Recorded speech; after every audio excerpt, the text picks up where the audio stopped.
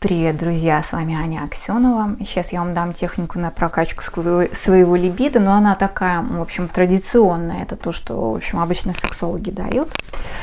И довольно простая в исполнении, очень простая, прям совсем.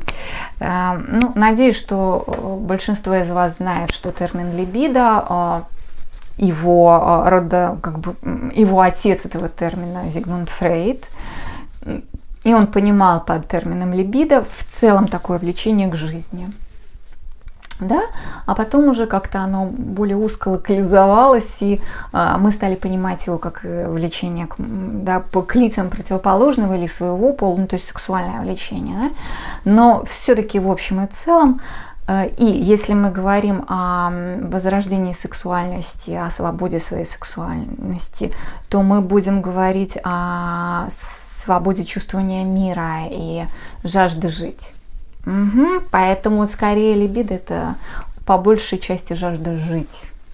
Так вот, чтобы раскачать это самое свое либидо, свою жизненность и жажду жизни, мы делаем очень просто. Составляем себе подробненький список из 100 примерно пунктов.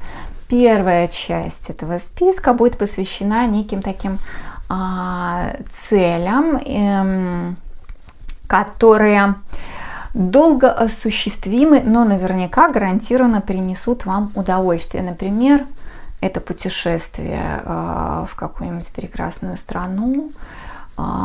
И это долгосрочная цель, правда? И подобного рода цели, которые точно доставляют вам удовольствие, которым вас влечет, вы помещаете в первую часть списка. Вот я повторюсь, что вам нужно порядка 100 пунктов, поэтому придется, конечно, фантазию свою поднапрячь. Вторая часть списка – это более быстро реализовываемые цели, но не так запросто. Например, сходить на спектакль в свой любимый театр или на концерт своей любимой группы, коллектива и так далее.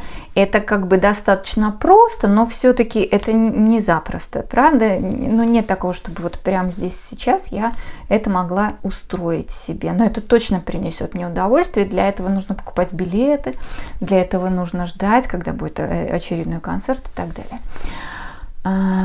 И третья часть списка – это способы, которые доставят вам удовольствие вот так. То есть, например, самое простое – это включить любимую музыку, и нет ничего проще и ничего глубже для меня. Вот это мое удовольствие. Или сделать себе ванну с какими-нибудь там эфирными маслами, пенами, солями и прочими прекрасными. Что-то вкусненькое покушать и так далее.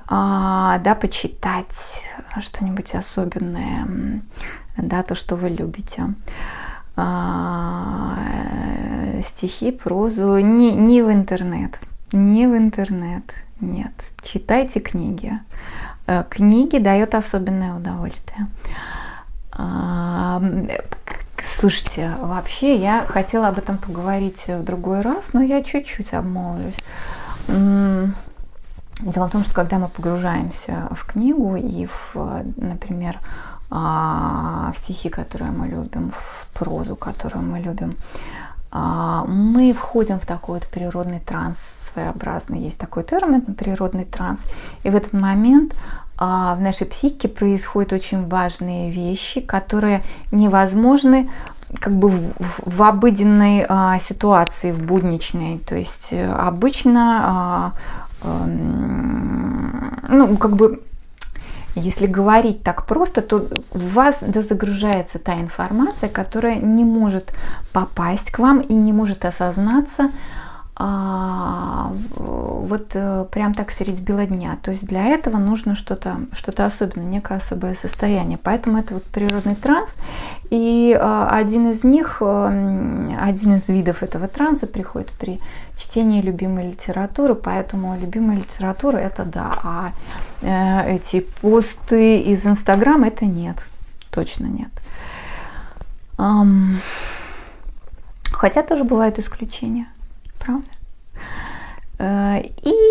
вот, да, на 3 части, на 3 таких интересных части будет разделен ваш список. И в день вам нужно будет выполнить 3 любых пункта из этого списка. Вот 3 любых. Таким образом раскачивается ваша жажда жизни. Жажда жить, жажда быть счастливыми, даже несмотря на то, в какое сложное мы сейчас время живем, и то, что это давит на нас очень сильно давит коллективное, бессознательное, друзья, заполняет нас паникой, депрессией, неприятными мыслями, неприятным, в общем, всяким. И от этого нужно уметь абстрагироваться. Так вот, данная техника помогает абстрагироваться от этих вещей и входить в большее соприкосновение с самими собой. Плюс к этому я еще даю свою фишечку. Она такая личная моя, но оказывается, что о ней и тантра тоже рассказывает. И вот последняя такая жемчужинка, яркая бусинка в этом ожерелье – это техника получить кайф здесь сейчас. То есть прямо сейчас, вот на том месте, на котором вы находитесь, вдруг ощутить наслаждение. Как бы вроде как не привязанное к очевидным фактам из вашей жизни и биографии. То есть не привязанное к внешним объектам, а идущие как бы изнутри, из вашего состояния.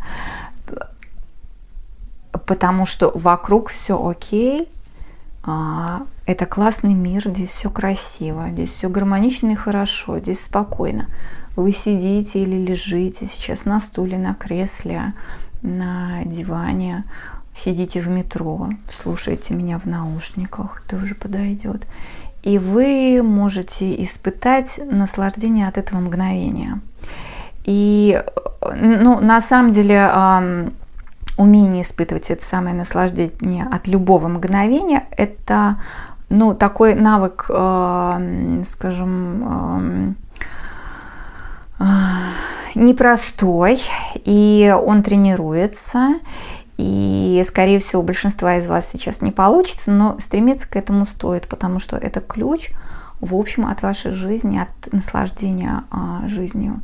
И насколько вы его для себя, насколько вы овладеете им, настолько вам будет кайфово. В общем, не глядя ни на какие обстоятельства, за исключением каких-то экстремальных ситуаций. Так.